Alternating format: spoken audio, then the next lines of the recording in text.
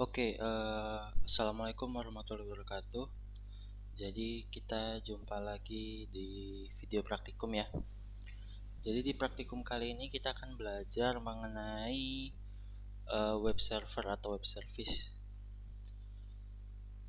Jadi materi web service ini berhubungan dengan web ya. Dan kita nanti akan menggunakan CMS, WordPress sebagai yang kita coba nanti, web yang akan kita coba. Nah, sebelumnya di sini saya mau ngasih pengertian dulu, sedikit review mungkin, biar lebih paham tentang apa yang akan kita buat tadi, gitu.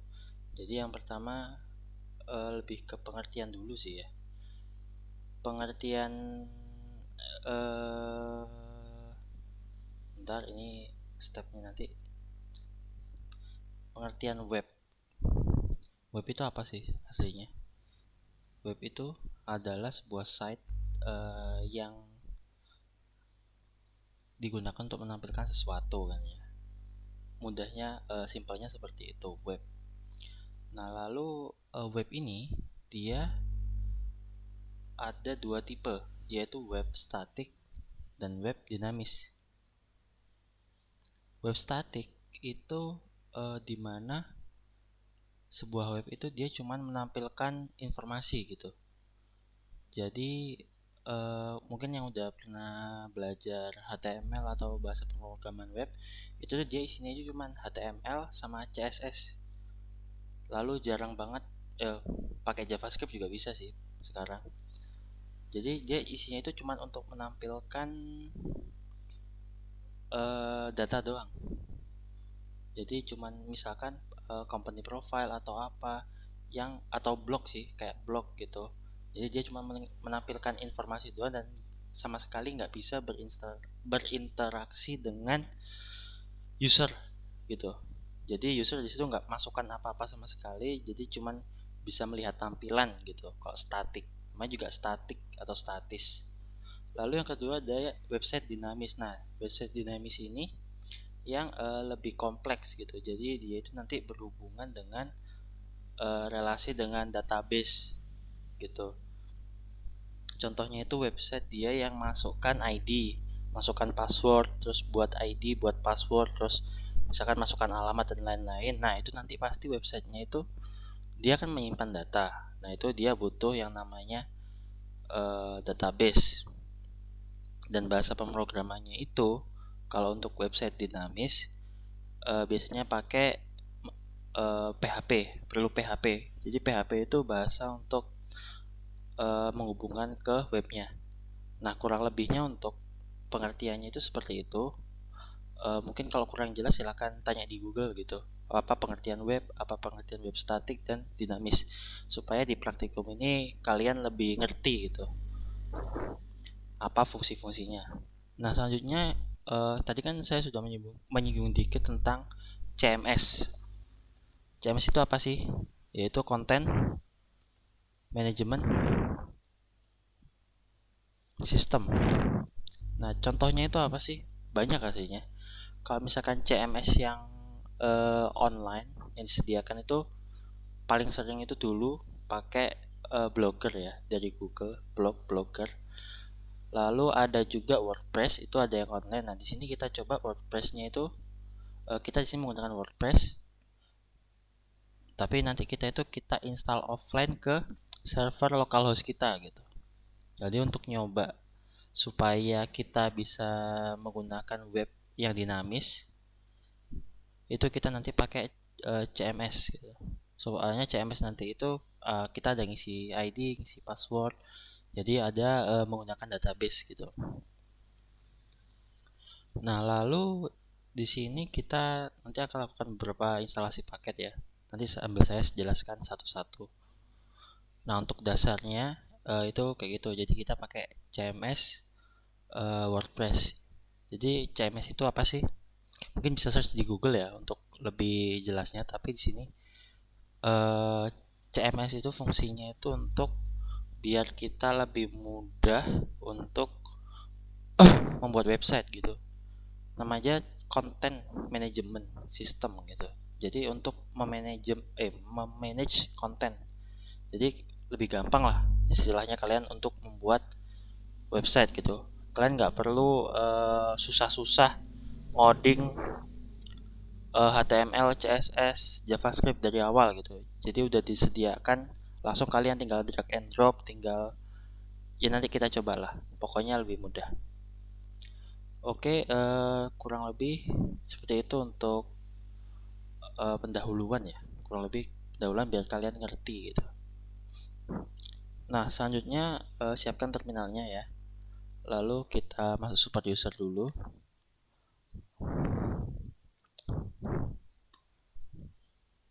Sorry, passwordnya lupa.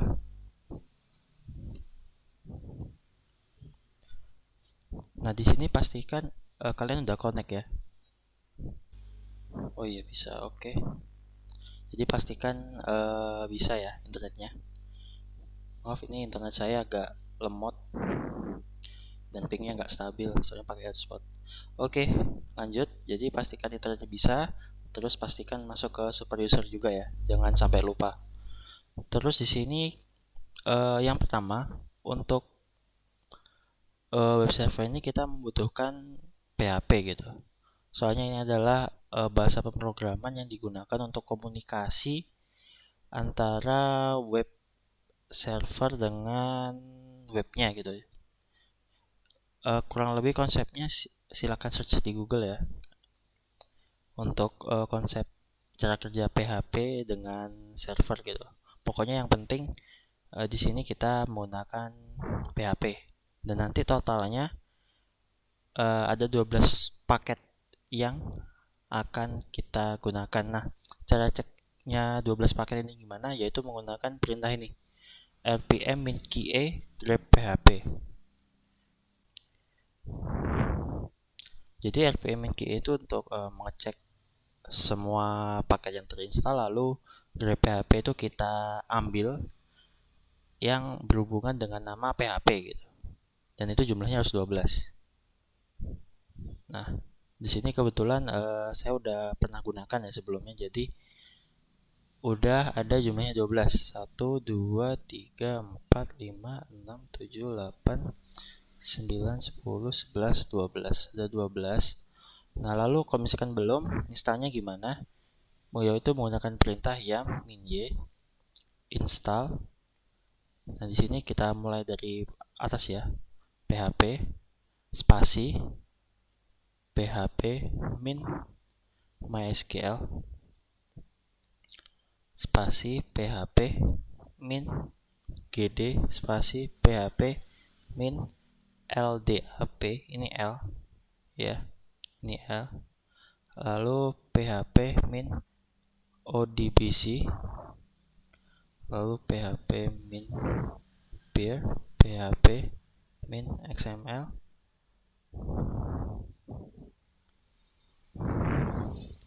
Nah, jadi untuk paketnya yang kalian install di terminal ini cukup 1, 2, 3, 4, 5, 6, 7, 8, 9. Cukup 9 paket. Nah, tapi nanti dia akan jadi 12 paket karena ada beberapa paket dia itu yang udah include sama beberapa paket lain gitu. Nah, kalau itu langsung di enter aja.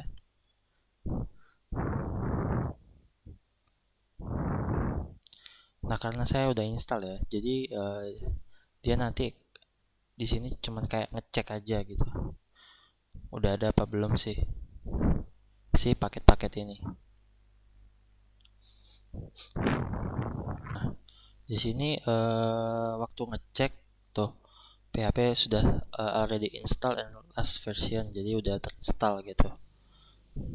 Jadi nothing to do. Tapi biasanya kalau misalkan ada paket yang belum, itu dia bakal ada tulisannya gitu, dia ngedownload.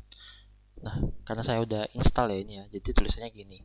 Nah, kalau punya teman-teman kan belum install, nanti kemungkinan agak beda ya di itunya tulisannya. Lalu pastikan lagi dengan perintah ini udah 12 paket atau belum. Ini yang harus diperhatikan ya. Dihitung 12. Lalu selanjutnya kita install MySQL.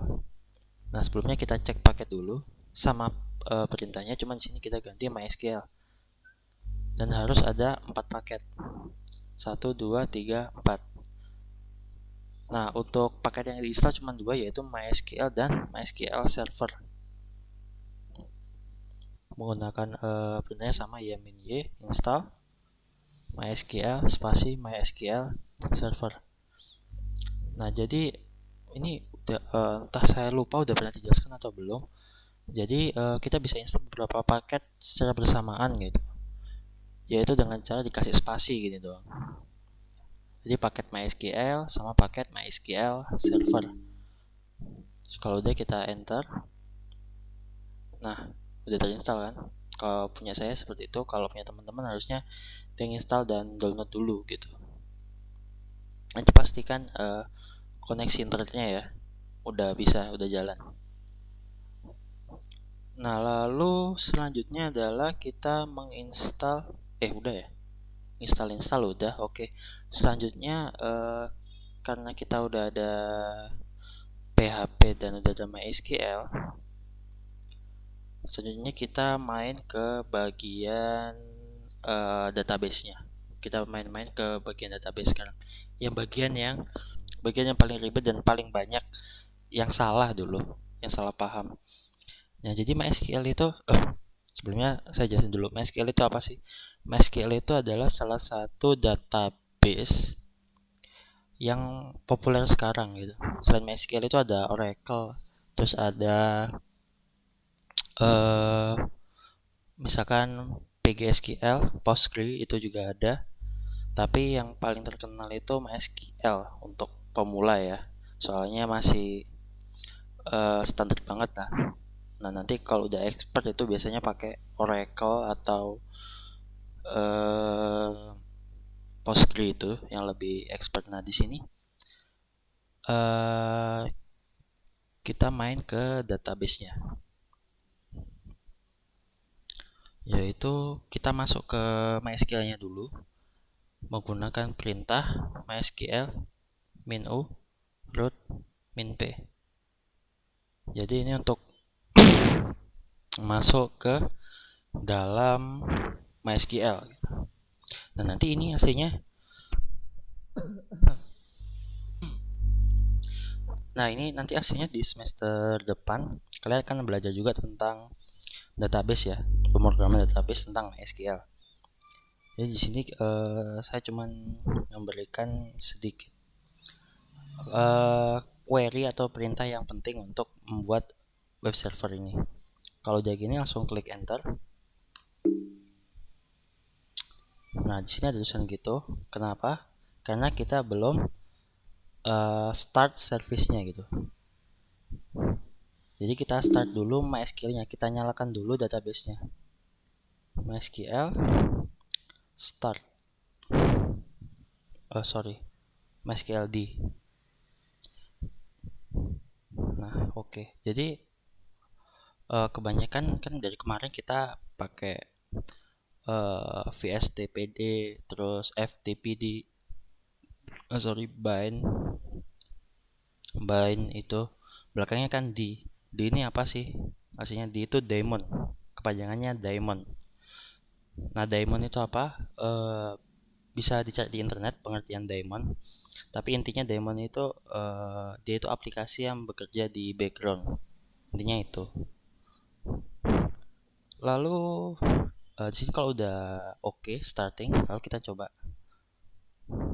MySQL urut -p lagi. Lalu passwordnya enter aja, nggak ada password.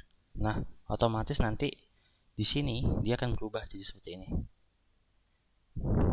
Bisa dilihat perbedaannya ya. Lalu di sini ada welcome to MySQL bla bla bla bla bla gitu. Seperti ini. Nah, lalu di sini kita lakukan pertama yaitu kita membuat sebuah database gitu. Membuat database untuk si websitenya nanti ini naruh data gitu. misalkan di sini kita create perintahnya create database, misalkan open source. Udah ada belum ya? Oh, belum ada. Oke, sebelumnya ini pakai titik koma ya. Sebelumnya untuk mengecek database apa aja yang ada, itu menggunakan perintah show database. Nah, di sini ada beberapa database yang udah saya pernah buat, yaitu Andini, Coba, DB Rifan, DB Cori, Ganteng, Lobby. Ini bekas praktikum yang zaman dulu ini kayaknya, pakai punya teman-teman saya. Oke, jadi untuk menunjukkan database yang kita buat tadi, kita kan buat database namanya open source di sini. Nah, jadi udah ada. Lalu selanjutnya kita create user. Kita membuat user baru, namanya sesuaikan dengan nama kalian. Misalkan pakai nama Rifan. Di sini saya bikin user namanya Rifan. Lalu add localhost. Nah, kemarin udah ada pretest kan tentang localhost. Ini localhost ini maksudnya apa? Add localhost, lalu sebentar, localhost identified by. Nah, jadi di sini kita membuat user, create user dengan nama Rifan at localhost, punyanya localhost, identified by rahasia. Ini maksudnya diberi password untuk Rifan, itu passwordnya rahasia, identified by. Jadinya kita kasih passwordnya intinya untuk user ini. Kita enter. Nah, query oke berarti berhasil. Lalu selanjutnya kita kan udah buat database dan udah buat user, iya kan? Nah, lalu kita mau memberi hak akses kepada user ini. Kita kasih hak akses sepenuhnya untuk si database open source tadi. Jadi untuk pemrograman SQL ini dia ada 4 fitur utama atau yang paling sering digunakan, yaitu singkatannya itu CRUD, yaitu create, read, update, dan delete. Itu nanti kalian akan pelajari juga di semester depan. Nah, jadi ada 4 hak akses itu yang sangat penting untuk database ini, gitu. Sesuai dengan namanya create, itu create database. Jadi sebuah user itu bisa nge-create database dan ini table. Jadi di dalam database itu nanti ada table-tablenya ya. Itu penjelasannya silahkan cari di Google atau nanti di matkul selanjutnya pasti dijelaskan bahwa nanti ada table-tablenya. Create table, lalu read. Read itu untuk melihat isi dari database, isi dari table. Lalu U itu update, untuk mengupdate tabel, entah itu mengupdate kolomnya atau nama kolom biasanya. Lalu dan D untuk delete. Nah, di sini jadi kita mau ngasih hak aksesnya untuk Rifan ini, kita kasih full untuk ke database open source. Perintahnya gimana? Nah, jadi di sini kita mau grant all privilege, memberikan semua privilege atau hak akses yang ada di open source, titik bintang. Titik bintang itu maksudnya semuanya. To Rifan at localhost, kepada Rifan at localhost yang kita udah buat tadi. Identified by rahasianya, ini yang passwordnya, jadi kita tetap harus masukkan passwordnya. Lalu kita enter. Nah, udah query oke. Lalu kita lakukan flash privilege. Flash privilege. Jadi ini aslinya cuma buat refresh saja ya. Database-nya di refresh tanpa kita harus restart ulang MySQL-nya. Lalu kalau udah kita exit. Nah, selanjutnya ini yang agak ribet ya, karena kita harus nyari filenya di internet. Jadi selanjutnya adalah kita melakukan konfigurasi di CMS-nya atau di WordPress ya yang kita gunakan sekarang. Nah, di sini untuk CMS-nya kita gunakan WordPress versi 4.3.3. Ntar saya refresh dulu biar ke awal. Kenapa kita gunakan versi 4.3.3? Nah, nanti saya kasih link ini ya. Link ini yang rilis. Jadi ini nih website untuk versi terbaru sampai versi sebelumnya untuk WordPress. Kenapa kita pakai versi 4.3.3? Soalnya kita kan pakai CentOS versi lama ya ini ya. CentOS 6.10, sedangkan sekarang itu CentOS sudah ada sampai versi CentOS 8 gitu. Sudah paling update. Dengan kita kurang ketinggalan zaman, jadi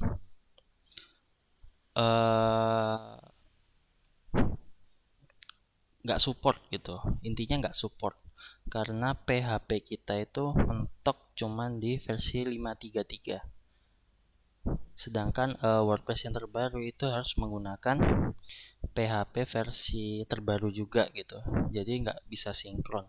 Makanya itu kita sesuaikan, kita pakai WordPress-nya yang versi lama, tapi kurang lebih fungsinya sama lah, beda ya di UI doang mungkin. Nah, kalau udah silakan buka blog ini. Kok blog website ini? Nanti websitenya saya share di deskripsi YouTube. Lalu silakan klik ini. Kalian cari yang versi 4.3.3 ya. Scroll ke bawah. Lalu klik yang zip. Nah, otomatis dia akan download. Tapi karena saya udah punya, jadi saya nggak download lagi. Lalu biasanya akan muncul di sini. Akan muncul notifikasi di sini. Lalu kalian show all download aja. Nah, ini WordPress 4.3.3. Bentar.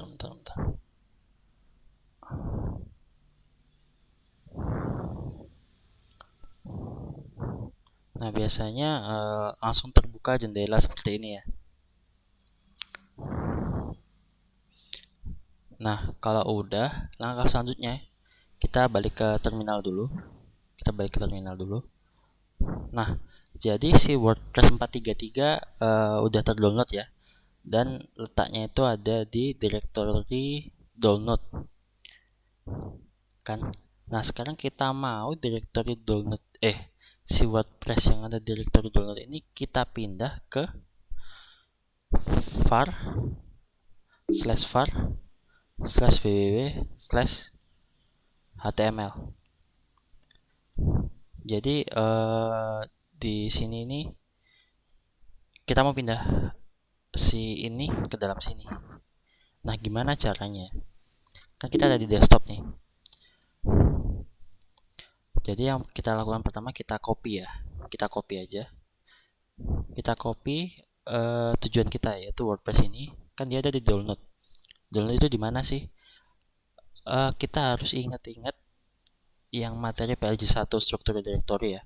Jadi mulai dari root, mulai dari user, terus directory apa-apa aja gitu. Itu harus kalian camkan dan kalian ingat-ingat. Jadi awalnya kita /home, lalu usernya Rifan, lalu ke download, lalu kita ketikkan ini si WordPress min 4, kalian tap aja, tap biar otomatis dia ngisi gitu. Lalu spasi, ini kan sumber, lalu ke tujuannya di mana? Kita ke var kalian tap aja /var, lalu www, terus html, kalian copy ke situ, lalu enter, lalu yes aja.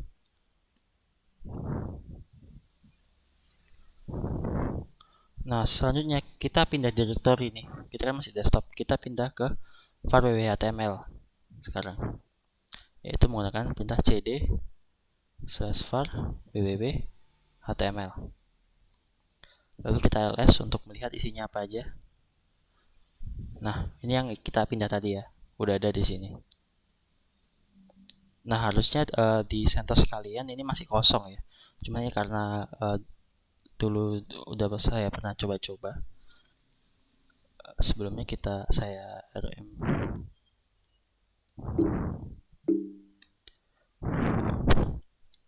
Oke, kita ls lagi. Nah, jadi ada si WordPress ini doang. Oke, udah semua. Kalau kecepatan silakan diulang-ulang aja ya videonya, atau di pause dulu. Lalu selanjutnya kita akan nge-unzip si file WordPress ini. Jadi kita keluarkan isinya. Itu perintahnya unzip WordPress.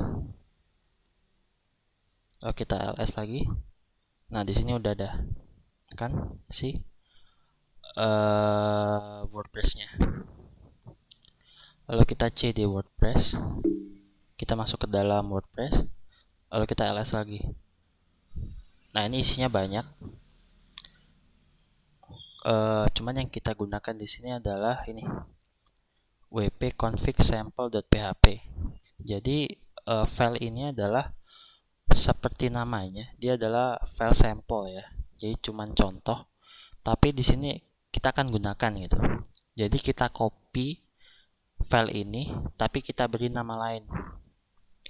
Caranya gimana? Kita cp wp min-config sample php. Kita copy file baru dengan nama wp-config.php. Jadi kita copy gitu aja. Nah, oh ya, mumpung ingat saya mau menjelaskan juga. Jadi amannya untuk konfigurasi di Linux itu kita sebelum konfigurasi kita lakukan backup dulu ke file konfigurasinya. Supaya apa? Kalau misalkan terjadi error atau kesalahan, kita nggak cemas gitu, soalnya kita punya backupannya gitu. Biasanya backupannya itu kita kasih nama yang beda gitu, misalkan config ini .backup bla bla bla bla gitu, kita tandain lah intinya gitu. Jadi fungsinya backup itu biar kalau misalkan terjadi kesalahan nggak panik gitu, jadi santai. Oke, kalau udah di sini kita ls lagi, kita pastikan udah ada si wp-config.php. Nah, ini udah ada kan di sini. Lalu kita vim aja, vim wp-config.php. Nah, di sini keluarnya akan seperti ini. Nah, lalu kita masukkan database-nya di sini yang udah kita buat tadi. Database-nya namanya apa tadi ya? Open source. Lalu username-nya pakai username nama kalian sendiri ya. Kalau saya di sini pakai Rifan. Lalu di sini kita masukkan passwordnya. Apa tadi? Rahasia. Nah, lalu tadi kan kita bikinnya Rifan at localhost, tapi di sini kita masukkan Rifan aja nggak apa-apa. Soalnya di sini udah hostname-nya udah di deklarasiin localhost, sudah benar gitu. Kalau udah kita escape, lalu kita simpan keluar seperti biasa. Nah, kalau udah selanjutnya kita restart service MySQL.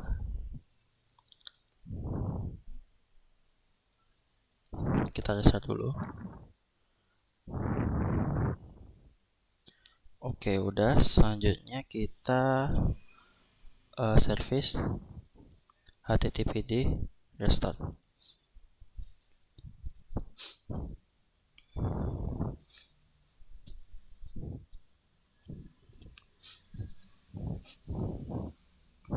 Oh ya, sorry saya lupa menjelaskan. Jadi di sini untuk tools web servernya kita pakai Apache ya.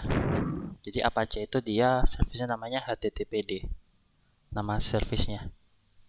Ini defaultnya udah ada kok di CentOS-nya teman-teman, jadi nggak usah diinstal lagi. Tapi kalau misalkan belum ada dan kalian nggak gini, tinggal install aja yamin y install httpd. Nah, karena saya udah jadi kayak gini tulisannya. Oke, udah. Kalau udah kita masuk ke sini. Lalu kita masukkan localhost /wordpress. Nah, jika sudah seperti ini, maka udah berhasil ya. Jadi di sini kita lakukan instalasi untuk CMS-nya. Kita masukkan judul situs misalkan open source.edu boleh. Lalu nama pengguna Rifan saya samakan aja, passwordnya open source. Nah, lalu ini centang aja. Lalu email ini masukkan bebas ini, bebas. Misalkan 12@gmail.com. Ini di uncheck aja. Ya, kurang lebih seperti ini. Lalu klik install WordPress.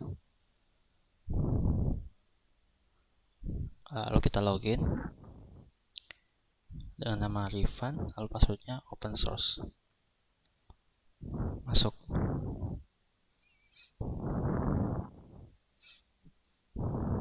Nah, maka akan masuk seperti ini. Lalu kita bisa kunjungi situs.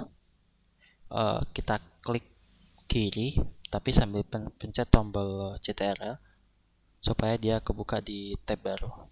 Nah, kurang lebih kayak gini. Lalu di sini kita mau tes ya, mau cek kita kasih postingan baru. Misalkan di sini perkenalan. Hai, perkenalkan, nama saya. Ini nyoba doang. Lalu kita terbitkan. Nah, lalu kita cek lagi di semua post, sudah ada kan? Halo dunia sama perkenalan. Lalu kita di sini kita refresh lagi aja. Nah, berarti ini udah berhasil ya. Lalu di sini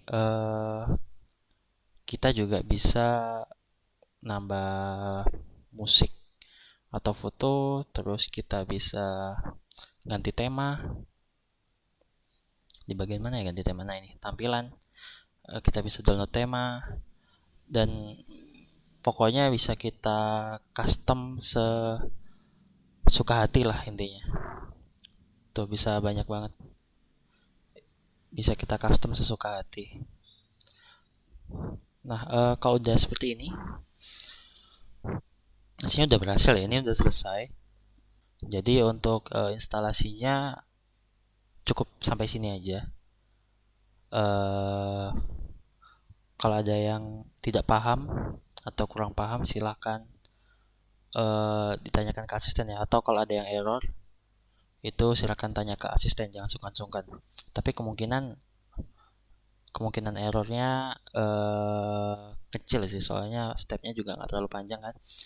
Dan kemungkinan besar error itu kalau ada itu di bagian udah kehapus ya, di bagian MySQL-nya tadi waktu bikin database.